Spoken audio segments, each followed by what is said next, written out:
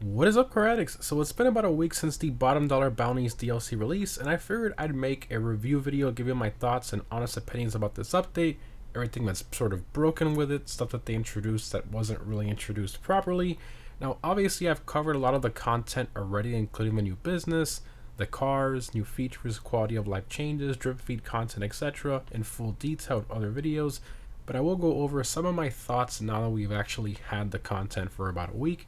So firstly, starting off with the day one content of the DLC, we logged in and saw the new bail office business, which includes the bail enforcement van, and this new business is basically a bounty hunting business. We also received a total of 9 new cars from the websites, not including the early Pipistrello for GTA Plus members. We also got the new dispatch work missions from Vincent, which requires you owning a cop car from the Warstock website in order to actually do those. And that's pretty much it for the major new day one content. So let's get into the new bail office business in a bit more detail. So you can only do 3 of the normal bounty targets every 48 minutes. These pay between 35 to 40,000. And then the most wanted, higher paying target has a ridiculous cooldown of 24 hours and pays between 120 to 130,000. Now, a lot of players in the community have been complaining about the payouts, and honestly, I don't think that's the problem considering these only take between 10 to 15 minutes to complete. I think really the main issue here with the business is the cooldowns.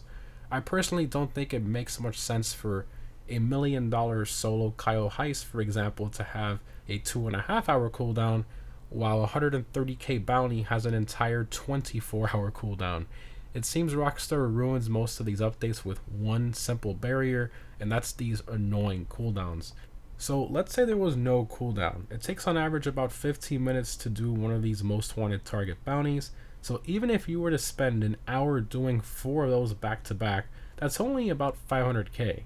Compared to the 1.2 million you get on average from doing a solo Kyle heist that takes less than an hour. So I just don't see a reason to put this 24-hour cooldown on these most wanted targets. I think the regular targets should have a cooldown of maybe like 15 minutes. That way it forces you to do all 3. And then the most wanted target should be a max cooldown of in-game day, which is 48 minutes. That way you're forced to do the standard business bounties in between. This would have made a lot more sense. Now, obviously this business is not designed for grinding, I get that.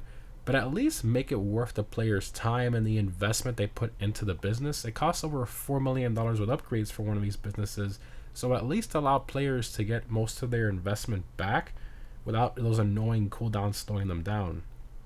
So that's really my only major complaint with this business.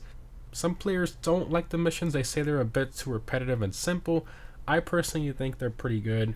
Now let's talk about the little things. So the $1.5 million upgrade for the agents, everyone already knows it's overpriced and not worth the money, as they only get you about 15,000 on average every 48 minutes, just an absolute joke.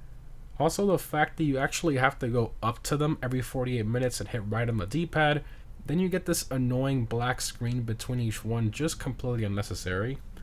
Then we have the bail enforcement van, which you're forced to use only to bring targets back to the office once you've actually captured them.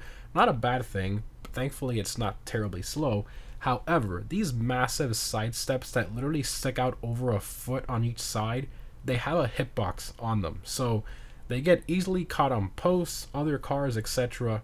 Just very, very annoying when you're trying to bring back a target, and obviously you have the NPC enemies chasing you, and if you're driving quickly it's not an issue, but if you get caught with a post, a car, and you spin out, then the enemy NPCs catch up to you, they start shooting at you, and it's annoying. It's just very annoying, those stupid side steps. They need to get rid of the hitbox, or I don't know, it's just really, really terrible on that van. Now let's discuss some of these day one cars in a bit more detail. All the new day one cars are pretty decent, although the selection, as usual with recent Rockstar, has been pretty random. The Envisage is an electric concept style sports car, good customization and great performance. The Paragon S, probably one of my favorites, great customization and very fun to drive, although the styling is a bit wonky and it's missing some of the exhaust tip options and the upgrades. The Niobe seems to be the most popular car from the DLC, very closely based on its real-life counterpart, the BMW i8. and it offers HSW, which makes it the fastest sports car in the game for track performance. It's not even close. It just completely dominates that class. The Euros X32 was a really surprising addition. It's in the Coupes class and it offers HSW, and of course, it's the king of that class with HSW. The Coquette D1 was probably the most unexpected addition by far, considering that we already have the Coquette Blackfin in game, but the detail was done so well that I really do enjoy this one. The Pipistrello is technically our first drip feed car, but available a week early for GTA Plus members. Probably my least favorite car from the entire DLC. It's an electric supercar with a terrible top speed. The proportions and the styling of this car are just strange to me. I honestly don't recommend buying this one. The Yosemite 1500 was a very random choice of an off-road truck from Rockstar, but a lot of the community does really seem to be enjoying it. I get it. It's one of those like niche older trucks, but the customization is pretty lackluster on it, and I really think they should have probably reused some of the customization of the Yosemite Rancher. I think that would have made it a lot better overall. And then we have the new cop cars. Now, the community is pretty split on these. Some of them love them, some people hate them, but everyone does agree on one thing, and that's that they're all just way overpriced. $5 million for each one of these cars. Basically, you're going to spend half the cost of the entire day one DLC content in just these three cars. It's ridiculous.